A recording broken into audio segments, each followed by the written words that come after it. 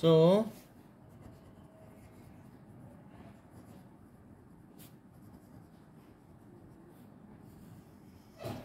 sum of average atomic mass of all the atoms, जो भी atoms हैं present in A molecule, कितने भी एटम हैं उन सब का मास निकाल लो. So sum of average atomic masses of all the atoms present in a molecule is called molecular mass. ऐसा आपने 9th में भी निकाला है. For example molecular mass of methane, molecular mass of methane, so it is expressed in U. क्योंकि atomic mass भी U में होता है तो इसलिए इसका भी मास U में ही होगा.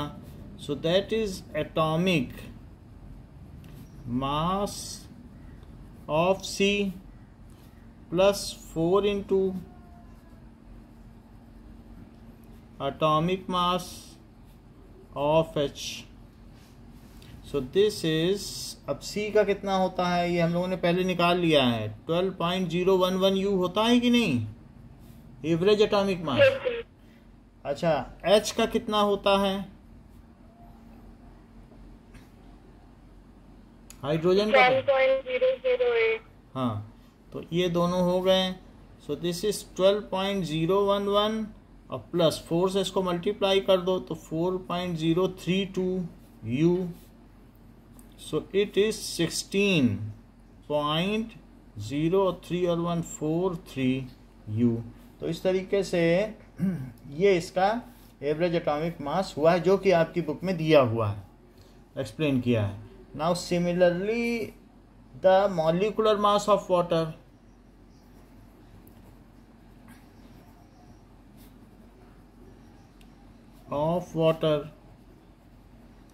it is equals to H2O.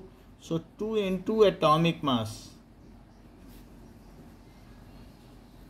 2 into atomic mass of H plus atomic mass of O. So it is 2 into 1.008 और प्लस वैसे तो 15.997 होता है लेकिन फिर भी 16 अब आपकी बुक में लिया है तो मैं भी ले रहा हूँ. जो हमारी पीरियोडिक टेबल वहाँ लगी है उसमें 15.997 ही लिखा है. सो दिस इज 2.016 और प्लस 16.00 तो क्या हो जाएगा? दैट इज 18.016 U, या इसे और राउंड ऑफ भी किया गया है 18.02 U, इतना भी कर दिया गया है. नाउ प्रॉब्लम 1.1, इसमें कहा गया है molecular mass of glucose. Calculate molecular mass of glucose. So glucose यानी C6H12O6 है, इसका हमको निकालना है मॉलिक्यूल. तो मॉलिकुलर मास ऑफ ग्लूकोज क्या लिखेंगे? 6 into atomic mass of carbon. Atomic mass of carbon plus 12 into atomic mass of H plus 6 into atomic mass of O.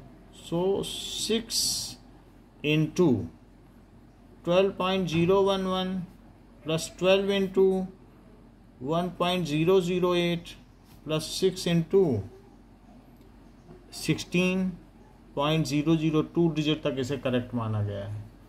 अगर सबका 6 कॉमन आ जाए तो 2 बचेगा, 2 कैसे मल्टीप्लाई कर दो तो 2.016 और 6 तो कॉमन आ ही गया है, तो इसको सबको ऐड कर लो। तो ऐड करने पर 12, 2, 14 और 16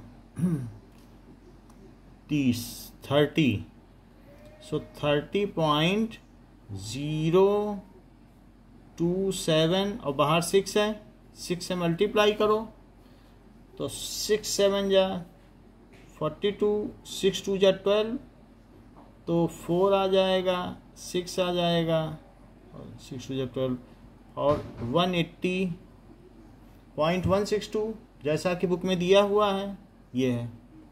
कभी भी मॉलिक्यूलर मास निकालना है तो एटॉमिक मास लिखना सबका, और अगर आपसे कह दे कि मोलर मास ऑफ CH4 तब कैसे निकालोगे। अब सब कुछ मोल में हो गया तो मोलर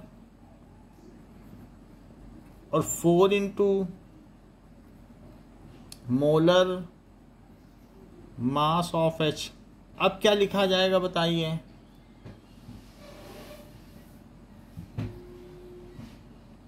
बोलिए, C का मोलर मास क्या है? 12 ग्राम। हाँ, तो बिल्कुल वही है, कुछ अलग से नहीं है, 12.011 ग्राम, क्योंकि हमने आपको बता दिया है 1U, इसका जो U है वही अगर N0 से मल्टीप्लाई करोगी तो 1 ग्राम आएगा। तो इस डिजिट में बदलाव नहीं होता। कि फिर से करके दिखा दें कि याद है?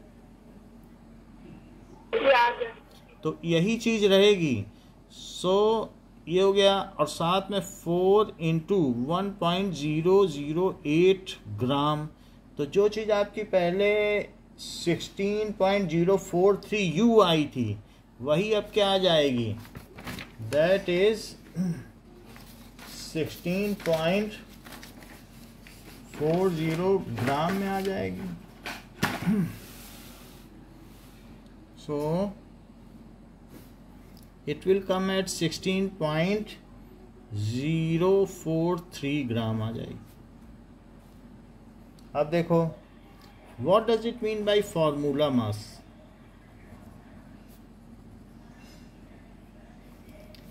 In case of ionic compound,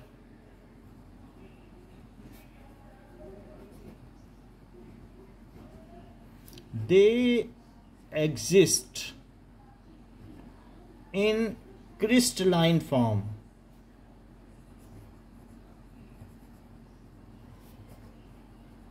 Whose constituents are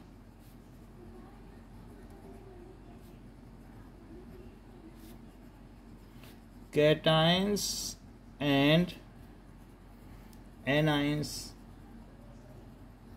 For example, in NaCl, तो अगर हम NaCl को देखेंगे तो NaCl में अल्टरनेट सोडियम और क्लोरीन रहते हैं, एक Na प्लस तो एक Cl माइनस, तो एक Na प्लस तो एक Cl माइनस, ऐसे रहेगा। इसी तरीके से फिर यहाँ Na प्लस है तो Cl माइनस, फिर Na प्लस और फिर Cl माइनस।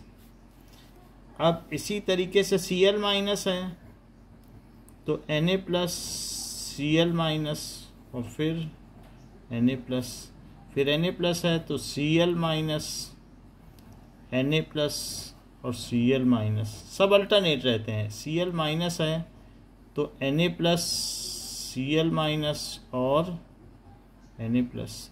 यहाँ पर भी Na प्लस तो Cl माइनस, फिर Na प्लस और Cl माइनस। यहाँ पर भी इसी तरीके से, तो Cl माइनस है, Na प्लस, Cl माइनस, 1 2 3 4, तो इस तरीके से रहेंगे ना।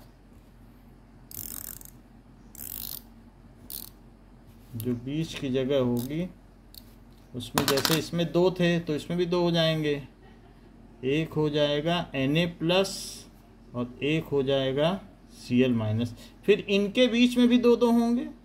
तो इस तरीके से अगर आप देखोगे तो there will be Na+ Cl-, फिर Na+, 2 इनके बीच में Cl-, तो Na+ Cl-, सबके बीच में 2 हैं, फिर इनके बीच में भी 2 होंगे, यहाँ पर भी 2 होंगे। तो वो चीज़ इसकी भी और इसकी भी लाइन बन गई।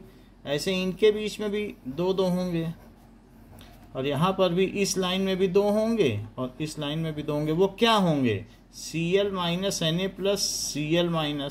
Cl- और Na+, फिर इसी तरीके से Cl-, Na+, Cl-, सब अल्टरनेट आ रहे हैं। देखो Cl-, Na+, Cl-, Na+, Cl-, यहाँ Na+, Cl-, Na+। तो ये एक तरीके का क्रिस्टलाइन स्ट्रक्चर बन जाएगा जिसमें ये सब अल्टरनेट होंगे। The same has been depicted in this figure, कि एक दूसरे के साथ वो अल्टरनेट क्रिस्टलाइन फॉर्म में है। There is no such molecular form. आप इस क्रिस्टल को 1 टन का क्रिस्टल भी बना सकते हो, 100 ग्राम का, 1 किलो का भी बना सकते हो। तो ये क्रिस्टलाइन फॉर्म में रहते हैं। इलेक्ट्रोस्टैटिक फोर्स को तोड़ दो तो 1 टन को अगर बीच में आप किसी चीज़ल से तोड़ दोगी, छेनी से, तो वो छोटा हो जाएगा। जैसे बर्फ़ को नहीं तोड़ा जाता है तो बर्फ़ टूट जाती है बीच से, उसी तरीके से आप इसको बना सकते हो। सो इन NaCl cations and anions are present at their lattice points.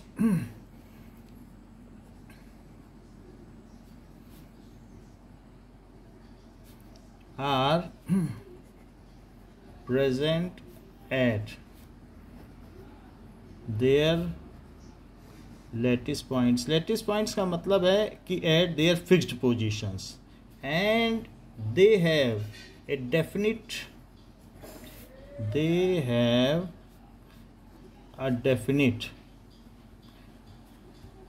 ordered 3-dimensional structure.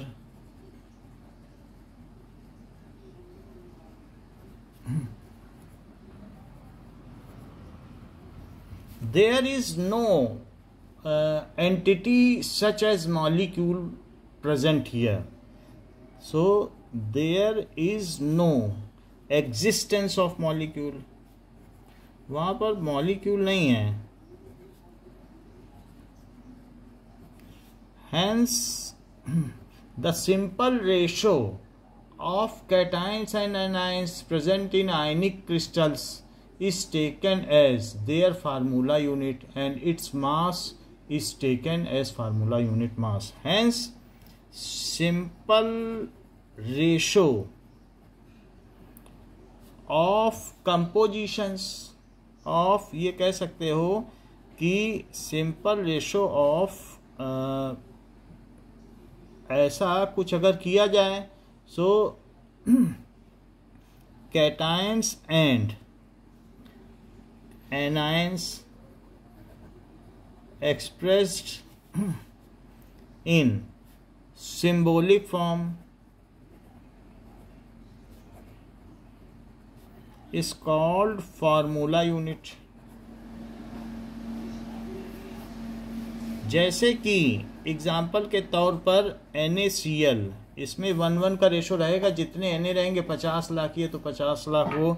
इसी तरीके से Ca2O, तो 2 Ca पे 1 O रहेगा, मतलब CaO, Ca2O नहीं CaO, तो उसमें भी ये भी एक तरीके से हो गया 2, क्योंकि Ca2 प्लस और O2 माइनस।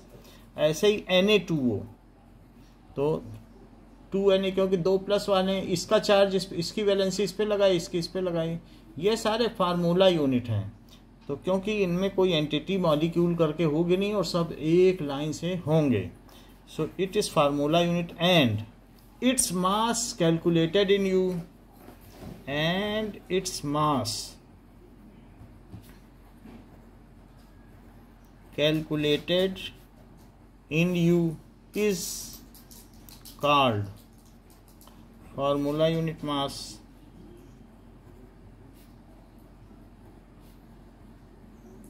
तो आयनिक कंपाउंड में फार्मूला यूनिट मास चलता है। For example formula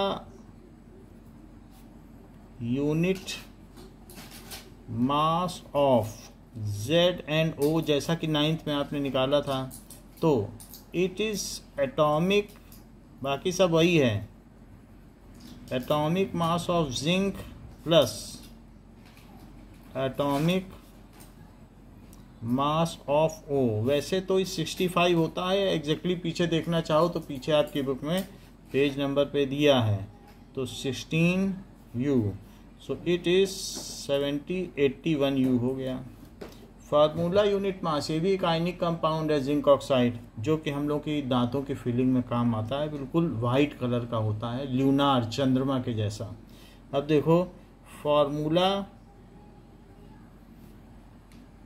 unit mass of NaCl, it is atomic mass of Na plus atomic mass of Cl। तो atomic mass of Na क्या होता है? 23U। 23U, और इसका क्या लिख दें?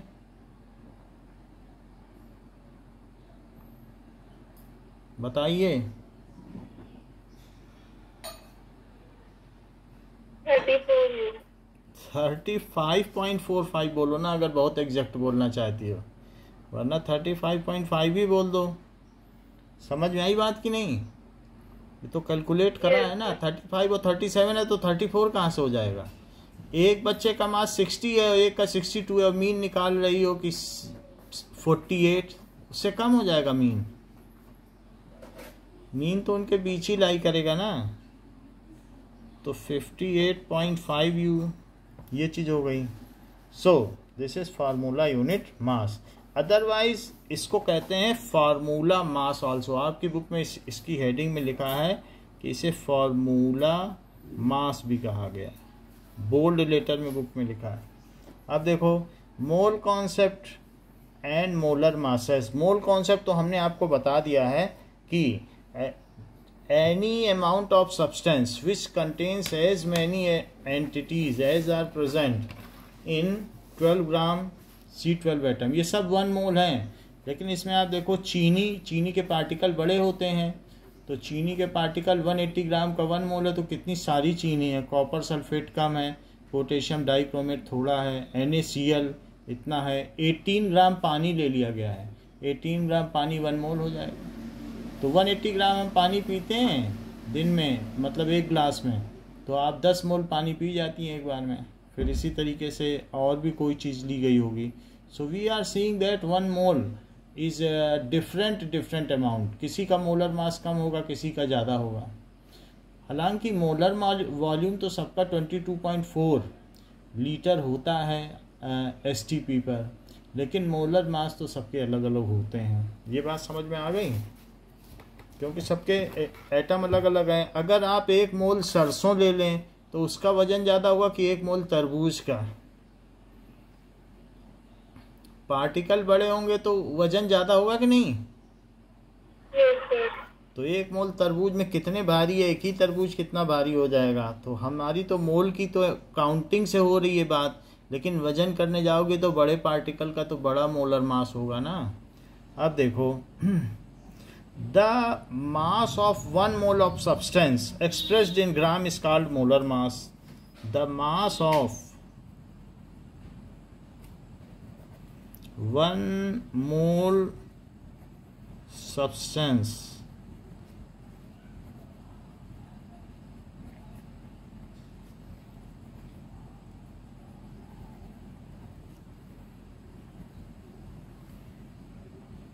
उसको मोलर मास कहेंगे।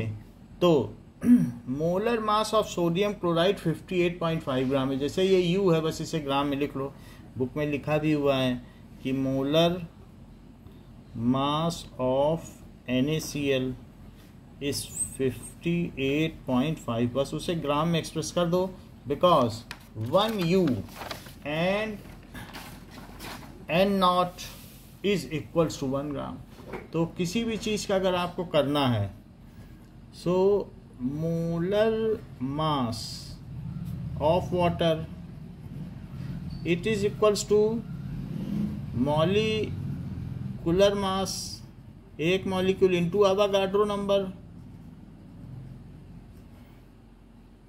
Avogadro number. तो उसी चीज को, एक मॉलिक्यूल को अवागाड्रो नंबर के बराबर उतने मॉलिक्यूल लो, तब जाके मोलर मास आएगा। अच्छा, वाटर का हमने 18.02 देख लिया था, ये यू में था, और अवागाड्रो नंबर तो एन नॉट होता है। सो 18.02 इंटू 1 यू, क्योंकि 4 किलो आलू का मतलब है 4 टाइम्स 1 किलो आलू, और इंटू एन नॉट। 18.02 को किनारे रखो, 1 यू की value 1.66056 into 10 to the power -23, ये लिख लीजिए 24 ग्राम,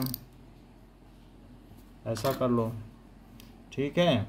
और इसके अलावा इसको लिखो 6.022 इंटू 10 टू द पावर 23, तो 18.022 तो ले लें, और इंटू इसका जब मल्टीप्लाई करोगे तो 9.9997, और इंटू 10 टू द पावर -1, ये चीज़ ग्राम में हो गई। तो 18.02 और ये 10 है, और into 10 to the power -1 gram. So 18.02 into 10 to the power 1 और 10 टू द पावर -1, तो 10 to the power 0 gram. So 18.02 gram. बात समझ में आ गई? जो चीज़ मोलिकुलर मास होती है वही चीज़ ग्राम में आ जाती है, क्योंकि 1 यू इंटू 1 नॉट क्या आया, जरा देखो, 1 ग्राम आ गया कि नहीं? Yes sir. तो इसलिए 1 यू इंटू एन नॉट को हमेशा ये जानो कि 1 ग्राम है, और यही रीज़न है इस तरीके से अवागाड्रो ने ये चीज़ चुनी है कि यू सीधा ग्राम में बदल जाए। तो यही तो स्किल थी चुनने की। Now percentage composition,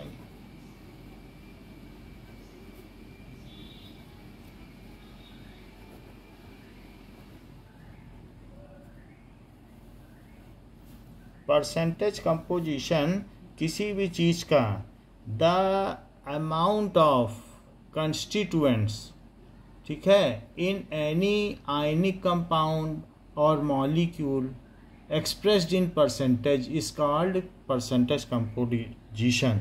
So amount of constituent present in any salt हो सकता है या कंपाउंड हो सकता है। कंपाउंड वो तो सॉल्ट भी कंपाउंड ही होता है, ठीक है। एक्सप्रेस्ड इन परसेंटेज, परसेंटेज में, वो भी वेट बाय वेट के परसेंटेज में। वैसे तो percentage composition volume by volume पे भी निकाला जाता है, बस जनरली आपके में मास परसेंटेज निकाला गया है। Is called mass percent, mass percent. अब जरा देखो मास परसेंट क्या होता है। Mass percent is equal to mass of element in compound, mass of that element in compound upon mass of sample। अगर आप मोल में ले रहे हो तो मोलर मास ले लेना, मोलर मास, और इंटू 100। किसी चीज़ का एक मोल लो और पता कर लो कि उसमें उसके कंस्टिट्यूएंट का क्या है। जैसे कि अगर आपसे कहा जाए कि find percentage composition of hydrogen and oxygen in water, अगले पेज पे दिया है फाइंड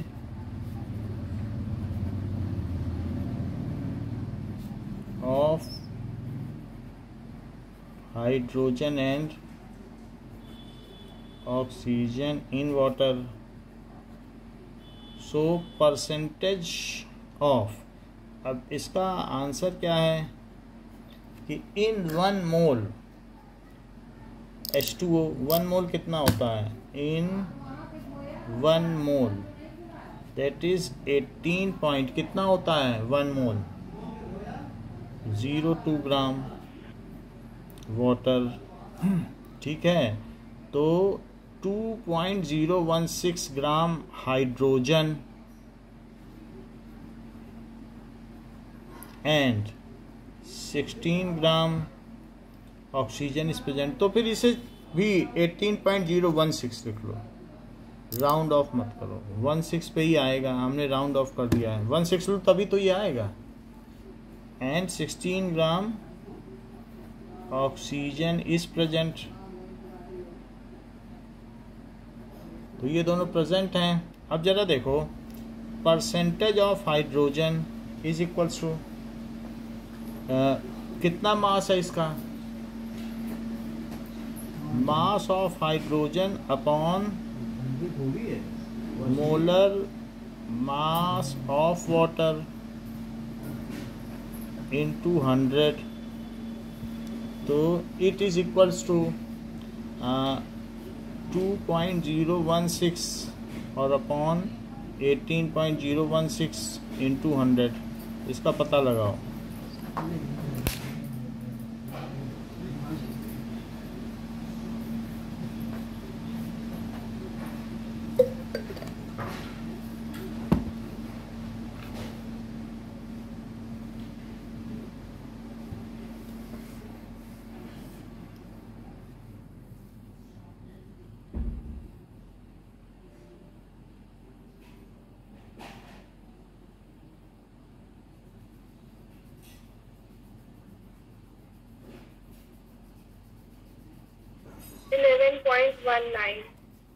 It is 11 point, ठीक है, 188 आ रहा होगा, आपने 19 बोला होगा, 188%, ठीक है। Percentage of oxygen, mass of oxygen upon molar मास। वैसे अगर बाइनरी कंपाउंड है, सिर्फ दो ही चीज़ें हैं, तो 100 से सब्ट्रैक्ट करके भी निकाल सकती हो। इसी को 100 से सब्ट्रैक्ट कर लो तो आ जाएगा ऑक्सीजन का, वरना ऐसे निकालो। तो इससे हमें बचना चाहिए, जब इससे आ सकता है तो 100 से सब्ट्रैक्ट कर लेंगे, लेकिन अभी ऐसे निकाल लो।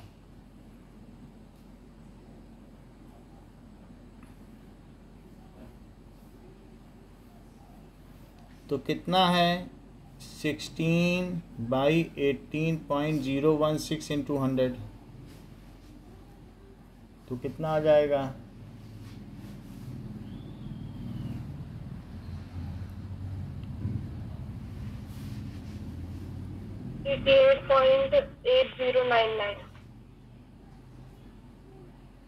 8099%, ठीक है।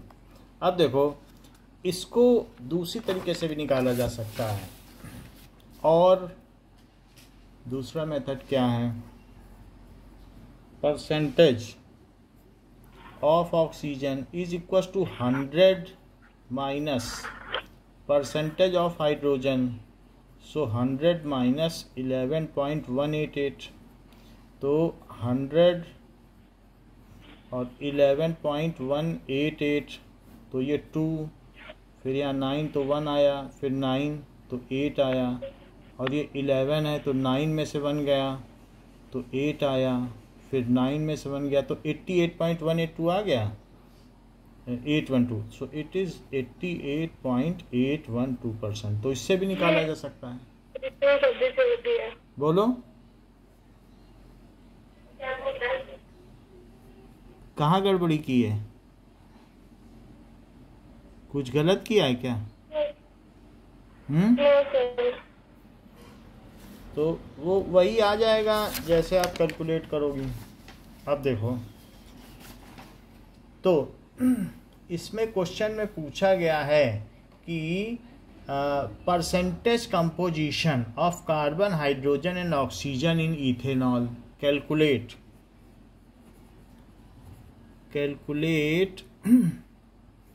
mass percent of carbon, hydrogen and oxygen in ethanol। Ethanol का फार्मूला जानती हो ना? चलो अब इसका मोलर मास निकालो। मोलर मास ऑफ C2H5OH, तो क्या हो जाएगा 2 इंटू 12.01। बुक थोड़ा सा शॉर्टकट में ले रही है, जैसे चाहो वैसे ले लो, और 5 इंटू 1.008। 5 क्यों 6, 5 ये और एक एच, ये कितने एच हैं टोटल? 6 हैं। अच्छा ऑक्सीजन का ले लो 16.002, सिग्निफिकेंट फिगर तक ले लिया, इतने ग्राम। अब इन सबको जोड़ना है तो 24.022 6 से करो 6 43, तो 6.048 और प्लस 16.0, इसको ज़रा ऐड करिए और मुझे बताइए कि कितना आता है।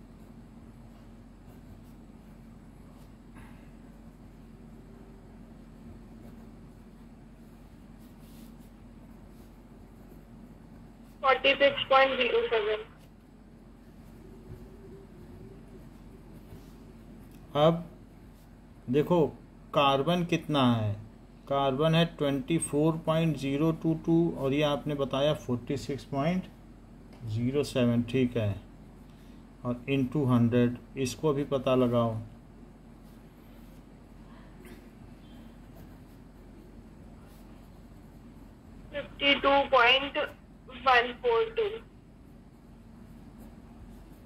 वेट बाय वेट जरूर लिखना, मास ऑफ हाइड्रोजन अपॉन मोलर मास लिखना।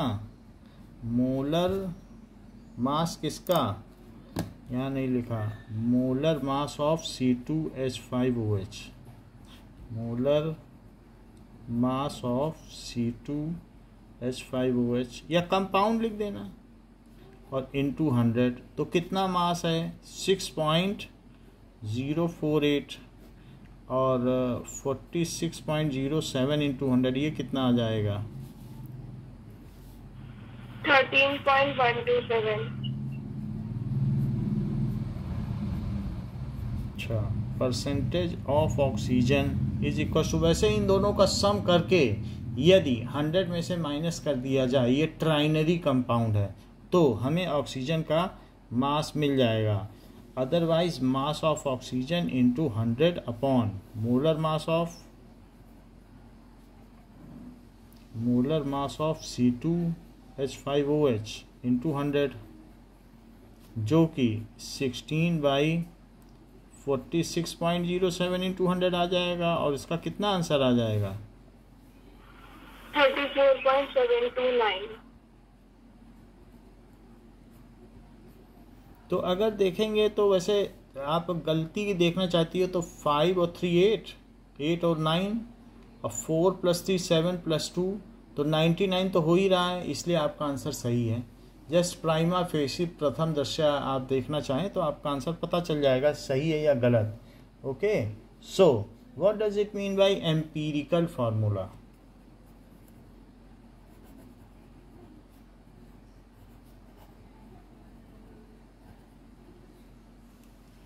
So empirical formula is the simplest formula, जो भी होता है। So empirical formula represent the simple whole number ratio of various atoms.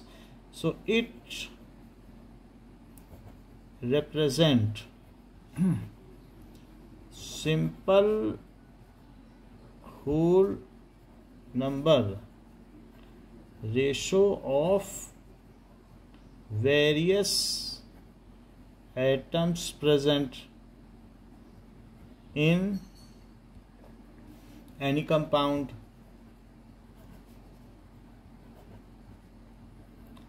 ठीक है, मान लीजिए अगर मैं कहूँ कि एम्पिरिकल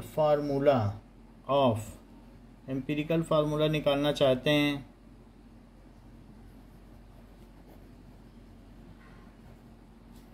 ग्लूकोज, तो सिंपलेस्ट होल नंबर रेशो क्या है, इसको 6 से डिवाइड कर दो तो CH2O, ये है एम्पिरिकल फार्मूला।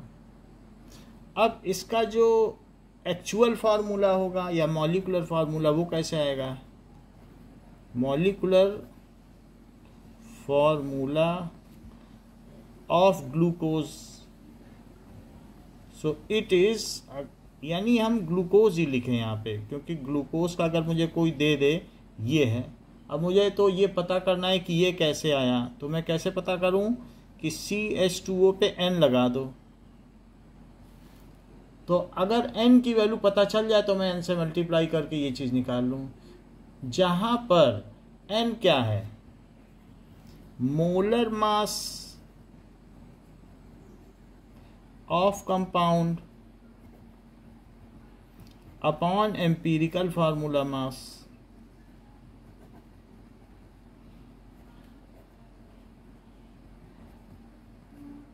अच्छा, ग्लूकोज का मोलर मास कितना होता है, तो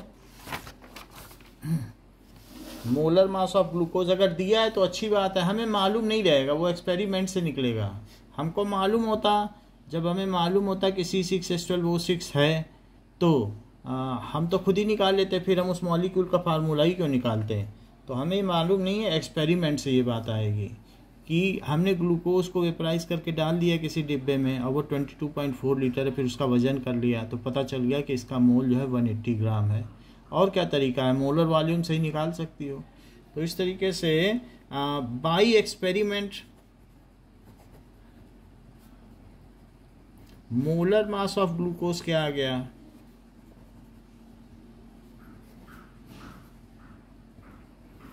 180 ग्राम आ गया।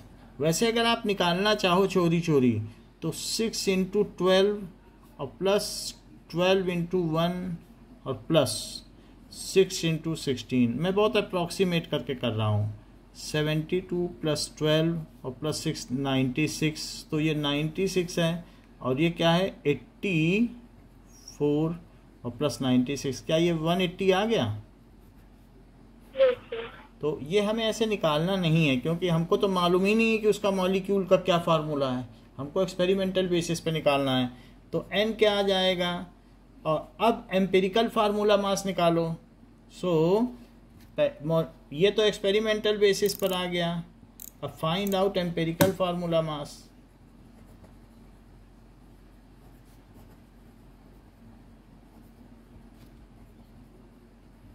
ऑफ ग्लूकोज, तो उसमें CH2O है, तो CH2O है तो इसका मतलब है कि molar mass of C + 2 × molar mass of H plus molar mass of O। तो C का तो 12 आ गया, इसका 2 ले लो और ये 16 ले लो, तो 12 तो 14, दैट इज 30 आ गया, 30 ग्राम। तो N क्या निकालोगे, that is molar mass upon empirical formula mass.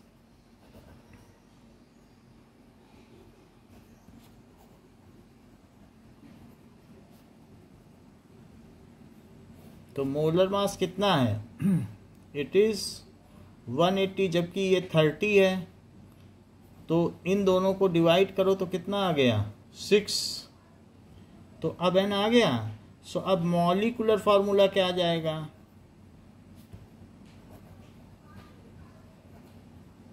It is empirical formula whole to the power n, that is CH2O whole to the power 6, क्योंकि ये 6 आ गया है, तो C6H12O6। बोलो बात समझ में आ गई कि कैसे निकालना है। Yes sir. अब इसी पर बेस्ड हमारा अगला प्रॉब्लम है 1.2। So let us solve it. 1.2 क्या कहता है,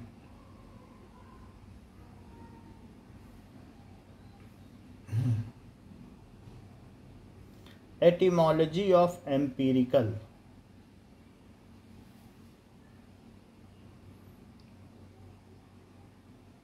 तो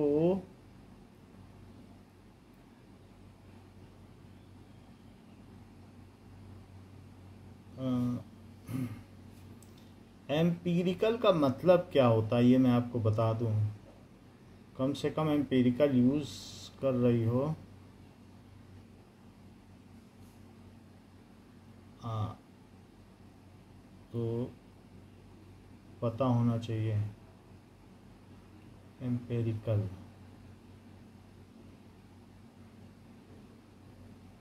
कंसाइज होता है, ठीक है। एम्पिरिकल का मतलब है कि कंसाइज्ड, किसी चीज़ का शॉर्टकट, तो उस तरीके का फार्मूला है। अब देखो प्रॉब्लम 1.2।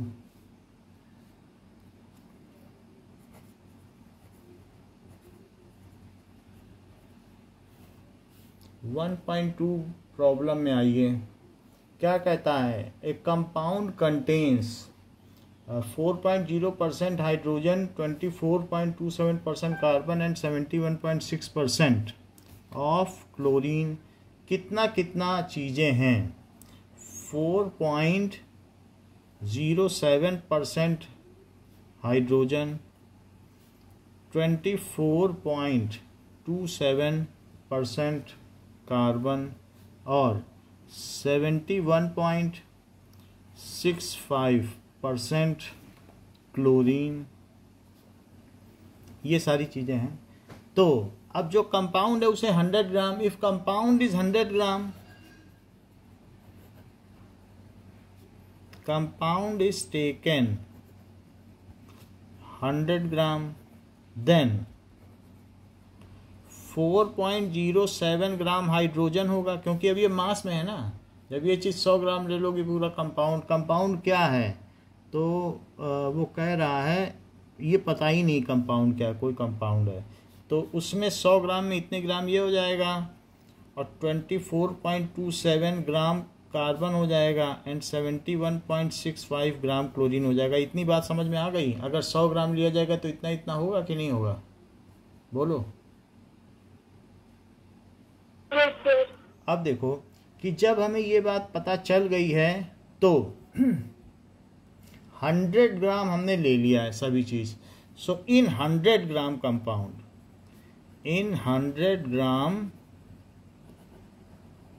कंपाउंड, यहाँ लिखो एलिमेंट और यहाँ लिखो उसका मास कितना है, 100 ग्राम में कितना है, इन 100 ग्राम कंपाउंड मास, फिर नंबर ऑफ मोल्स, फिर इसके बाद आगे लिखो मोलर मास क्या है, फिर नंबर ऑफ मोल्स कितने हो जाएंगे उसके। जब नंबर ऑफ मोल्स आ जाएगा तो उसके बाद सिंपल रेशो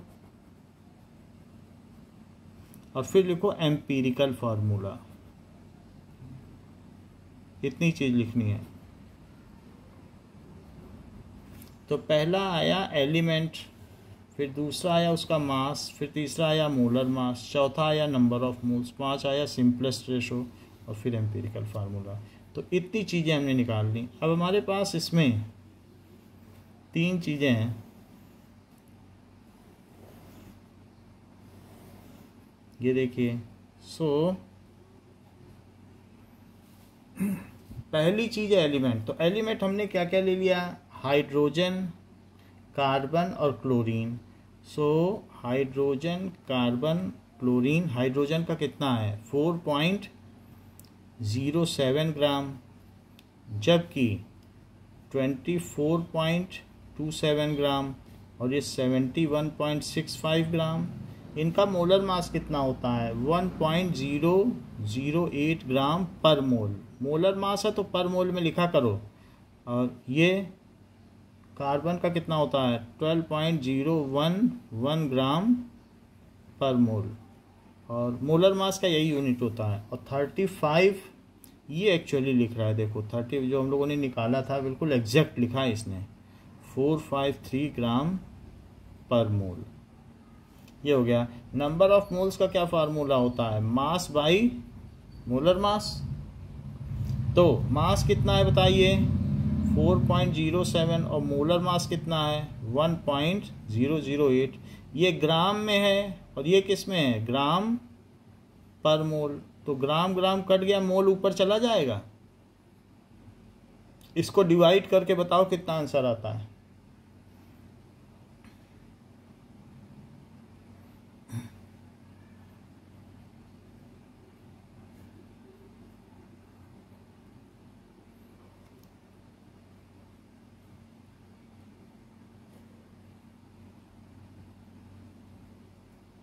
ये चीज़ 4.037 4.037। नेक्स्ट में बताओ।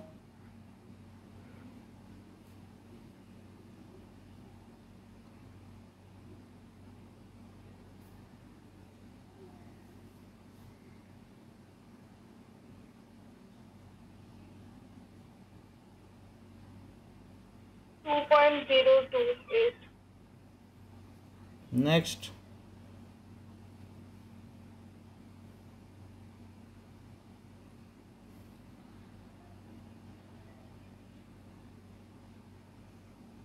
2.020 ठीक है 2.020। अब इन दोनों में ये दोनों सेम ही हैं, तो जो सबसे छोटा हो उससे सभी में डिवाइड करो तो सिंपलेस्ट रेशो आएगा। तो यहाँ तक तो ये आ गया क्वेश्चन। अब सिंपलेस्ट रेशो निकालो। 4.037 में 2.020 और 2.028 में 2.020। कुछ एक्सपेरिमेंटल इधर भी होती हैं, तो अगर इंटीजर में आ रहा है देन प्रिफर इन इंटीजर। ज़रूरी नहीं है कि आप डेसिमल के पीछे पढ़ें, थोड़ा बहुत हम लोग का एक्सपेरिमेंटल परसेंटेज इधर आ गई होगी। तो अगर इंटीजर है लगभग तो इंटीजर में लिख देना। इसका कितना है रेशो? सबसे छोटे से डिवाइड 1.998 है, उसे 2 लिखो। ये बताओ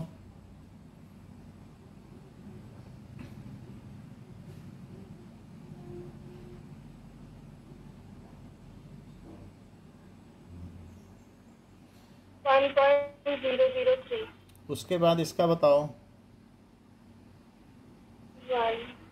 1।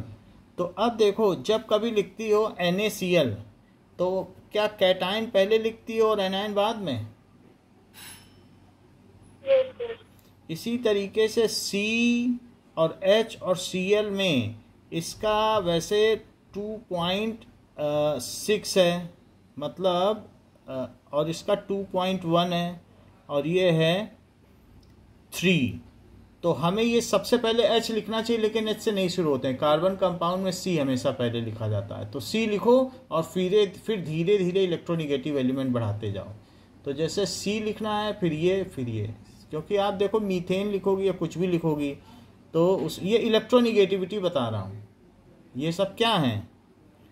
इलेक्ट्रो निगेटिविटी का एक चार्ट दिया था कि नहीं? तो इसलिए C, अब एम्पेरिकल फार्मूला इनका क्या लिखेंगे? C पे कितने लगाएं? 1, C पे 1 है। Yes, sir. और H पे कितना लगाएं? 2 2. और Cl पे 1। तो ये एम्पेरिकल फार्मूला आ गया। टेबल समझ में आ गई? Yes, sir. अब जब टेबल समझ में आ गई तो अगला काम क्या करेंगे? दैट इज मॉलिक्यूलर फार्मूला क्या होता है? Molecular formula is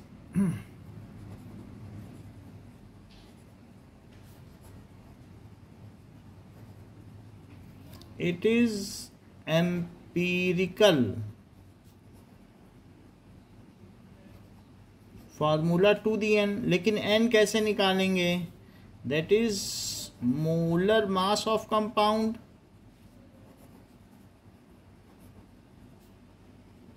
upon empirical formula मास।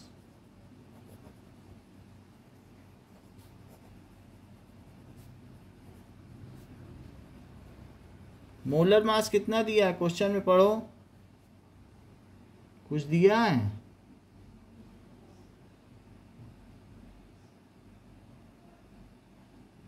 बताओ।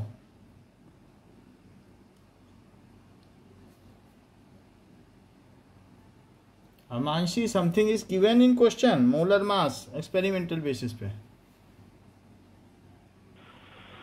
Sir,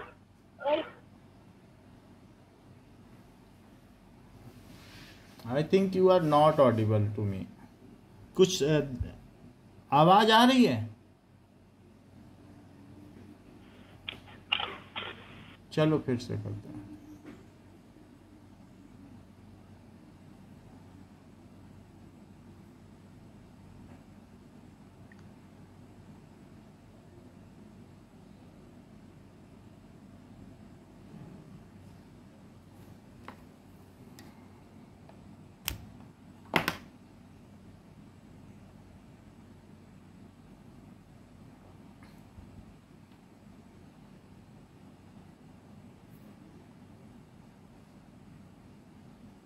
हाँ, कितना दिया है? क्या? मोलर मास कितना दिया है क्वेश्चन में? 98.96 ग्राम। ओके, 98.96। और इसका जरा CH2, जैसे CH2Cl है ना, तो इट इज CH2Cl पे 2 लगा दो। तो अब इसका एम्पेरिकल फार्मूला मास निकालो, तो ये कितना कितना आ जाएगा? अब एम्पेरिकल फार्मूला मास तो निकालना पड़ेगा। तो 12.011 प्लस 2 इंटू बुक में निकाला गया है 008 प्लस 35.453। जरा नीचे वाली चीज़ को सम कर दो और मुझे बता दो कि कितना आएगा n की वैल्यू।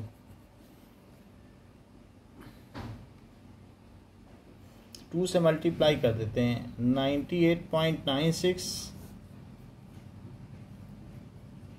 2 से करोगे तो 2.016 प्लस 35.453। तो पहले तो टोटल बताओ, फिर बाद में डिवीजन बता देना। 49.48। 98.96 और 49 ना, 49.48 और डिवीजन से क्या आ जाएगा?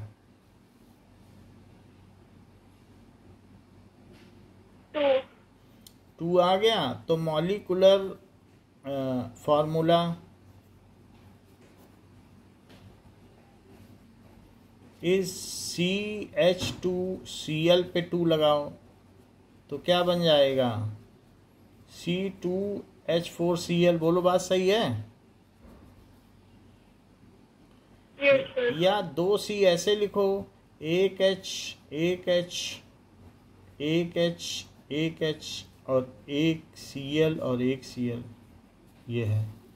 अगर अगल बगल हैं तो उसको कहते हैं विसिनल डाइक्लोराइड, यानी पड़ोसी हैं। और अगर एक ही पे दोनों Cl होंगे तो जेमिनी का मतलब जुड़वा।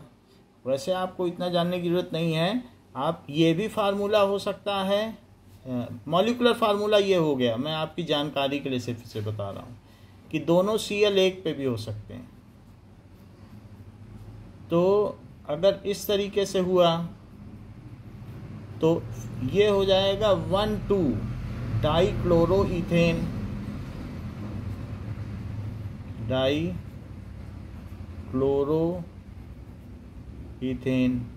अच्छा, इसमें क्या है? 1 पे ही है दोनों, 1,1 डाइक्लोरोइथेन। बोलो बात समझ में आ गई? Yes sir. चलिए, जब इतनी बात आपको समझ में आ गई तो हम कुछ क्वेश्चंस एक्सरसाइज के करते हैं जो इसी पर बेस्ड हैं। नाउ 1.3 क्वेश्चन पे आइए। एक्सरसाइजेस कहा गया है calculate the empirical formula of oxide, जिसमें आयरन दिया है और ऑक्सीजन दिया गया है। तो let mass of compound, iron oxide है, वो पता नहीं कौन सा आयरन ऑक्साइड है। So mass of compound is 100 gram. तो देन मास ऑफ आयरन कितना है? 69.9 gram. And mass of oxygen कितना है? सो अब सबसे पहले क्या लिखोगी? इन 100 ग्राम कंपाउंड। फिर क्या लिखा जाएगा?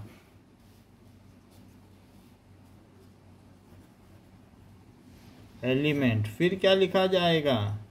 मास। फिर मोलर मास। फिर नंबर ऑफ मोल्स। जब नंबर ऑफ मोल्स आ जाएंगे फिर सिंपल रेशो, फिर एम्पेरिकल फार्मूला। बोलो बिल्कुल वैसे ही किया जैसे पहले किया था। Yes, sir. हर एक सवाल में ऐसा ही करना है।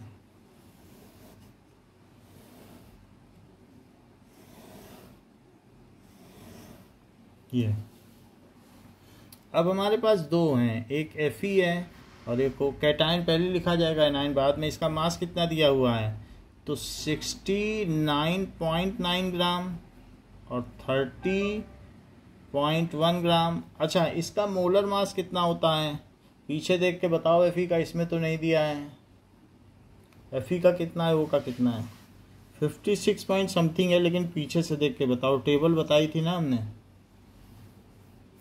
अल्फ़ाबेटिकली दी है वो।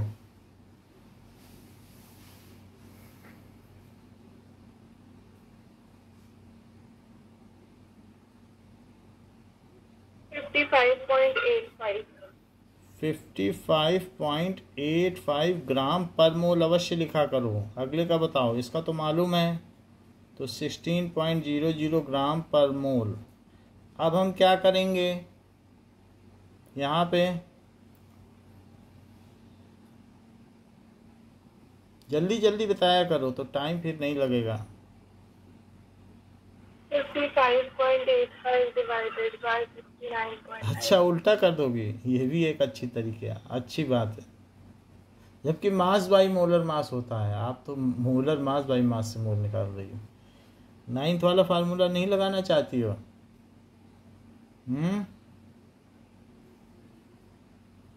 मास में ही तो मोलर मास से डिवाइड करोगी। तो 32 ग्राम मास है ऑक्सीजन का, तो कितने मोल हुए ऑक्सीजन एटम के?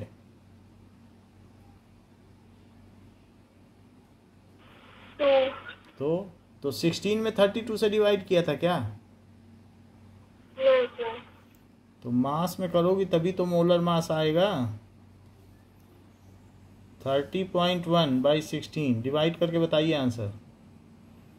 1.251. 1.251। दूसरे में बताओ। 1.881. 881। तो जो छोटा है उसी से दोनों में डिवाइड करो। सो 1.251 में 1.251 से डिवाइड करो, और 1.881 में भी 1.251 से निकालो, तो कितना आएगा? यहाँ तो 1 आ गया, यहाँ आप बता दीजिए। 1.503. तो 1.5 लिखो, ज़्यादा नहीं करना है। अब क्या ये सिंपल होल नंबर रेशो है या नहीं? नहीं है.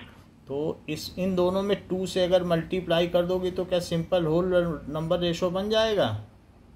Yes, sir. तो Fe/O क्या है, 2 से किया है तो ये 2, और इसका कितना आ गया, 3 आया कि नहीं O का? Yes, sir. तो कितना बन गया एम्पेरिकल फार्मूला, Fe2O3। बोलो क्लियर हो गया? Yes, sir. So empirical formula is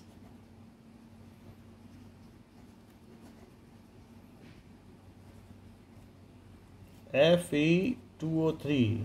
number of moles का फार्मूला बताओ।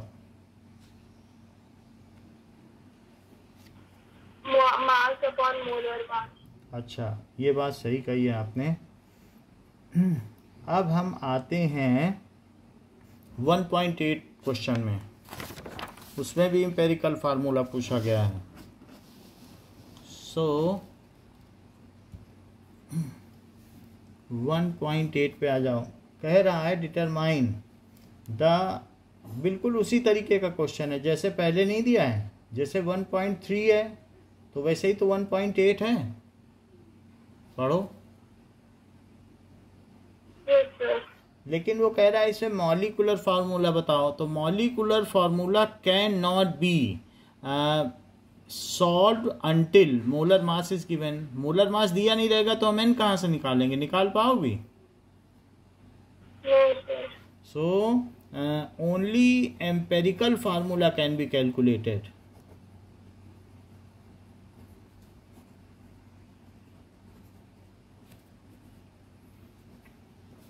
और वो कर लेना कैलकुलेटेड, दैट इज Fe2O3 आ जाएगा until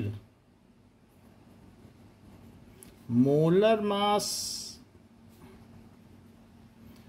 ठीक है, on experimental basis is not given,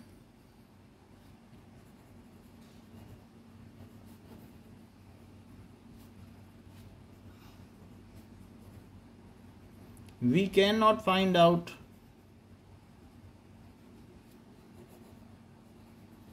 molecular formula,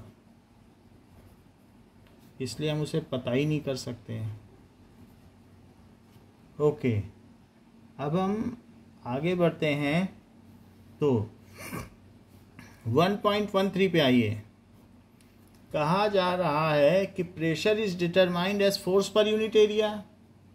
तो प्रेशर क्या होता है F/A, और if SI unit of pascal, ये चीज़ न्यूटन में होती है, ये मीटर स्क्वायर में होती है, जिसको कि पास्कल कहते हैं, या इसे पास्कल भी कहते हैं, पहला लेटर छोटा लिख के भी कह सकते हैं। If mass of air at sea level is this, calculate the pressure in pascal. कह रहा है कि अगर सी लेवल पर इसके ऊपर का जो एयर है उसका मास, तो वो 500 किलोमीटर तक एक्सोस्फीयर है। ट्रोपोस्फीयर, स्ट्रेटोस्फीयर, मीजोस्फीयर और फिर आयनोस्फीयर और एक्सोस्फीयर, 5 तरीके के स्फीयर हैं। ट्रोपोस्फीयर, स्ट्रेटोस्फीयर, मीजोस्फीयर या थर्मोस्फीयर, आयनोस्फीयर और फिर एक्सोस्फीयर। तो 500 किलोमीटर की टोटल हमारे ऊपर एटमॉस्फेरिक बेल्ट है। अब वो कह रहा है कि इस पे जो प्रेशर पड़ रहा है, वो प्रेशर कितना पड़ रहा है। मास ऑफ एयर कितनी दी है, इतने ग्राम पर सेंटीमीटर क्यूब। अगर ये पर सेंटीमीटर क्यूब है, मतलब पर सेंटीमीटर स्क्वायर है, तो इस पर वजन कितना पड़ रहा है। 1034 तो इस पर मास है, तो वेट ऑफ एयर कितना हो जाएगा। फोर्स की जगह क्या लिखोगे, mg लिखोगी कि नहीं, और नीचे एरिया, कितना मास दिया है 1034 ग्राम है। ग्राम में तो बात बनेगी नहीं, लिख दो भले ही ग्राम। और g की वैल्यू क्या होती है, मीटर पर सेकंड स्क्वायर। एरिया कितना दिया है 1 सेंटीमीटर स्क्वायर। चीजें ऐसा ही सिस्टम में नहीं है ना, तो इसे केजी में बदल लो। इसको आइए, नाउ 9.8 मीटर पर सेकंड स्क्वायर, और 1 सेंटीमीटर स्क्वायर में कितने मीटर स्क्वायर।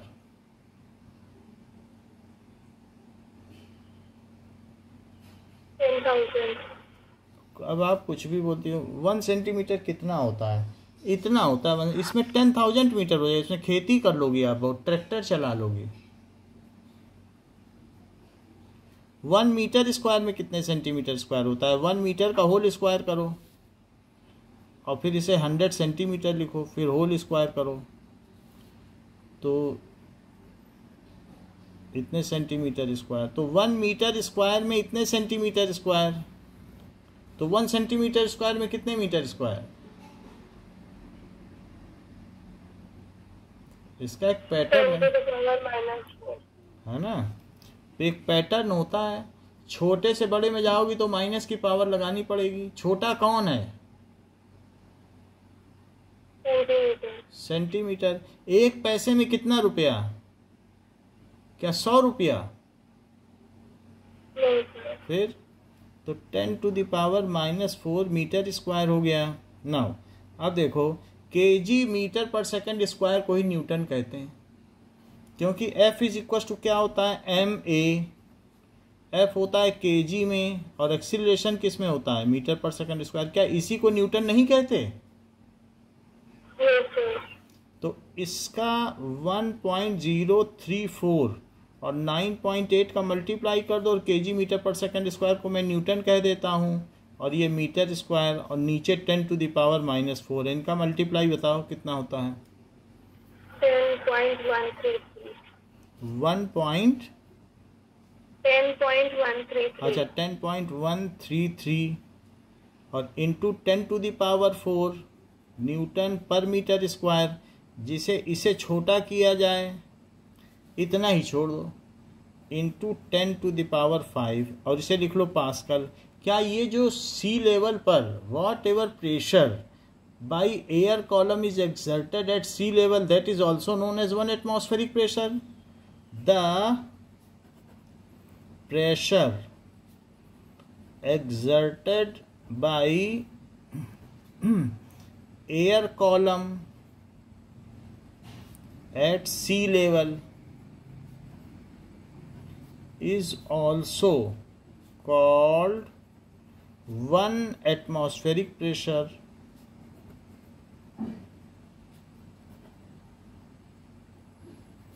सो 1 एटमॉस्फेरिक प्रेशर फिर कितना हो जाएगा? बोलो, बात समझ में आ गई? अच्छा, जो सी लेवल है सारी ऊंचाइयां वहीं से ली जाती हैं, इसको 0 माना जाता है। फिर इससे ऊपर चलते जाओगे तो यहाँ माउंट कैलाश है, तो +8448 है, इस तरीके से 8848 इतने मीटर। और नीचे भी जाया जा सकता है क्योंकि इसके नीचे सी बेड है, तो इस तरीके से जब नीचे जाओगी तो निगेटिव है, तो ये निगेटिव में भी जो जाता है -8038 है, यानी सी में भी जो डेप्थ है, तो वो नीचे जाओगी तो निगेटिव और ऊपर जाओ तो प्लस। सी लेवल से हमेशा ऐसे मेजरमेंट होता है क्योंकि सब जगह सी लेवल 0 है पूरी दुनिया का। सो इस तरीके से ये काम किया जाता है। ओके, तो इतना ही रखिए इस क्लास के लिए, बाकी इसके आगे 11:45 पर मैथ की क्लास होगी आपकी।